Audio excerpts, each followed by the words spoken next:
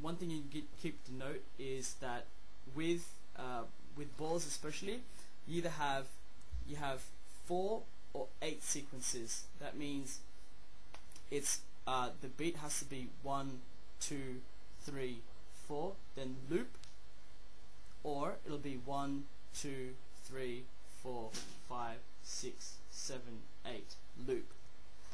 In the next few videos that you'll see how this actually makes sense, where you've got to get the timing right. Now, playing the dhol is all about timing. If you get the timing wrong of a beat, it won't sound right. So make sure that whenever you are watching the videos on how to play a dhol, you also are very particular on the timing in which you hit it.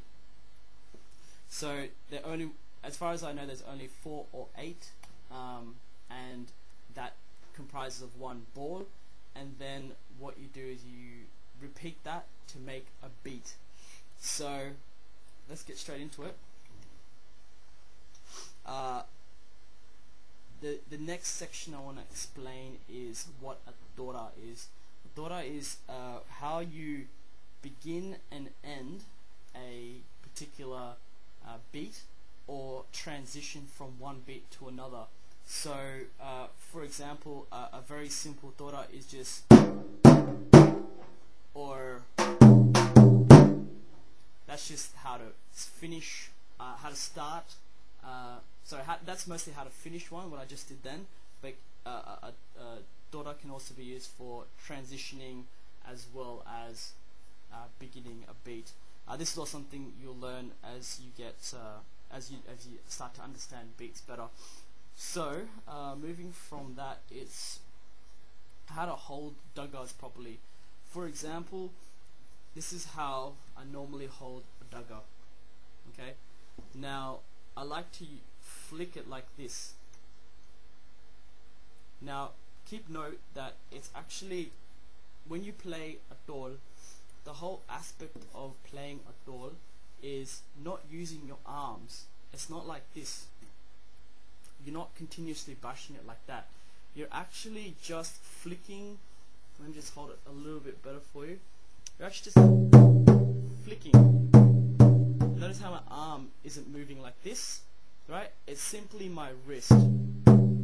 It's the secret of playing the dhol properly, because a lot of people, when they're banging it, doesn't mean they're doing it wrong, but they're actually playing it much harder, and it just doesn't sound right. So this is how to play it. Okay, straight arm, almost just twisting of the wrist. So that's, oh yeah, one more thing is the area you hit on the skin is not necessarily in the center. I find that a deeper bass, you can get a deeper bass if you go to the bottom of the skin. So for example, that is much deeper than, if you, I don't know if you can hear that quite well through this speaker, through this microphone, but the bass is a little bit richer when you're a little bit out from the center. So that's where you want to be focusing on, and it has a really good resonance when it comes off that. So okay, let's show you how to actually play with the dhili. Now the dhili is held like this. Okay.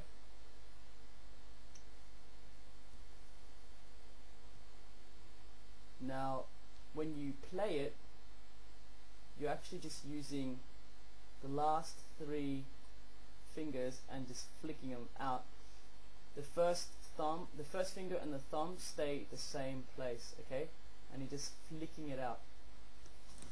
And what you're doing is you're not necessarily hitting the middle either. If you hit the middle, the sound, it doesn't sound right. It's too deep. If you hit the top, too far at the top, it's too high pitched. So what you're actually aiming to do is you're hitting what in between the middle and the top of the dhili, somewhere in between. you got to get used to actually hitting this particular area, because that's the place where the sound resonates correctly. Anywhere lower or anywhere higher, it's not making that proper sound. So you got to get into practicing hitting that hitting that particular area all the time and correctly. Sorry. Alright, so you know how, like, we've just gone through the balls, what a ball is. I'll show you aspects of the dhol, such as the dugga, the dilly, the skin area. We've gone over obviously the what a dora is, and how to hold the dugga and the dilly properly.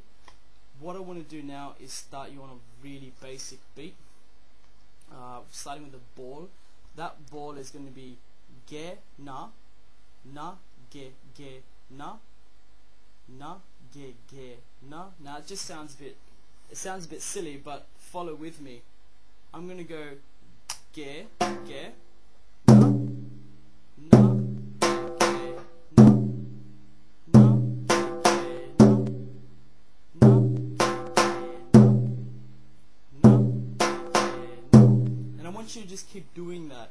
That will give you a very good understanding of the basics of how to actually play the dhol, and I honestly recommend you do that for at least 20 minutes, half an hour. Now you got to get the timing right. Remember how I said that it's all about timing. So when you're playing it, it's ge na, na ge na, na ge na, na ge na, and make sure that you're hitting the beats on time. So that's after you practice that for a bit, I think you'll be ready to go on to slightly harder ones, but we'll get back to you on that and go from there. But for now, hopefully this has been a good video for you. Cover some aspects of obviously the foundations of how to play. Any more information, I assume, just send me an email, or we'll put it on the website, and we'll go from there. Alright, thank you guys